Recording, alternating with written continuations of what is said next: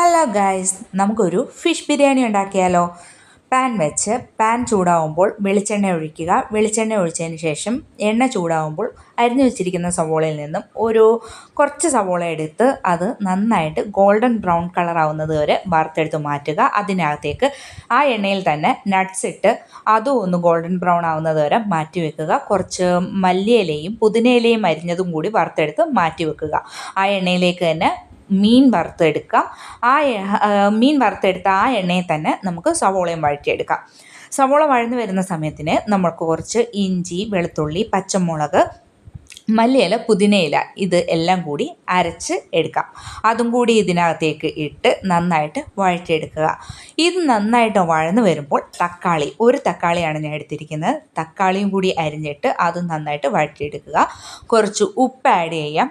നന്നായിട്ട് വഴന്നു കഴിയുമ്പോൾ ഒരു അര സ്പൂൺ മഞ്ഞൾപ്പൊടിയും കുറച്ച് ഗരം മസാല പൗഡറും കൂടി ആഡ് ചെയ്യാം. ഇതിനിടയിൽ കുറച്ച് തൈര് ചേർക്കണം. ഞാൻ പക്ഷേ തൈര് ചേർക്കാൻ മറന്നുപോയി. അതിന് മുന്നേ ആയിട്ട് തന്നെ ഞാൻ കുറച്ച് വെള്ളം ആഡ് ചെയ്തു നല്ലൊരു കുറുകിയ മസാല പരുവാക്കി. അതിനകത്തേക്ക് മീൻ ആഡ് ചെയ്തു. വറുത്ത് വെച്ചിരിക്കുന്ന മീൻ ആഡ് ചെയ്തു. അത് കഴിഞ്ഞിട്ടാണ് ഞാൻ തൈര് ആഡ് ചെയ്തത്.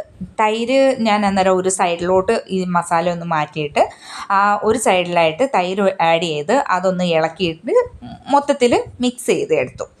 എന്നിട്ട് നന്നായിട്ടൊരു തിള വരുന്നത് വരെ വെയിറ്റ് ചെയ്തു. തിള വന്നു കഴിഞ്ഞതിന് ശേഷം നന്നായിട്ട് തിളച്ച് കഴിഞ്ഞതിന് ശേഷം നമുക്കിത് ഓഫ് ചെയ്യാം. ഇനി നമുക്ക് ചോറ് വെക്കാം. 2.5 ഗ്ലാസ് ബിരിയാണി അരിക്കകത്ത് വെള്ളം ഒഴിച്ച് കുതിർക്കാൻ വെക്കുക. ഒരു വലിയ പാത്രത്തിൽ വെള്ളം ഒഴിച്ച് തിളപ്പിക്കാൻ വെക്കാം. അതിനകത്തേക്ക് ഏലക്ക, പട്ട, ഗ്രാമ്പൂ എന്നിവയെല്ലാം ഇട്ട് ഉപ്പും ഇട്ട് വെള്ളം തിളച്ച് വരുമ്പോൾ അരിയിട്ട് വേവിച്ചെടുത്ത് ഊറ്റി വെക്കാം. ഇനി ദം ചെയ്യുന്നത് ഞാൻ കുക്കറിനകത്താണ്. ഒരു ലെയർ ചോറ്, ഒരു ലെയർ മസാല, വീണ്ടും ഒരു ലെയർ ചോറ് ഇട്ടു. അത് കഴിഞ്ഞിട്ട് അതിനകത്തേക്ക് 1 സ്പൂണോളം നെയ്യ് ഒഴിച്ചു. വറുത്ത് വെച്ചിരിക്കുന്ന സവോള, നട്ട്സ്, മല്ലിയില, പുതിനയില ഇതെല്ലാം ആഡ് ചെയ്തു. കുക്കർ അടച്ചു വെച്ചു. ഒരു 10 മിനിറ്റ് സിമ്മിൽ വെച്ചു. അത് കഴിഞ്ഞിട്ട് നമുക്ക് തുറന്നെടുക്കാം. നല്ല അടിപൊളി ബിരിയാണി റെഡി.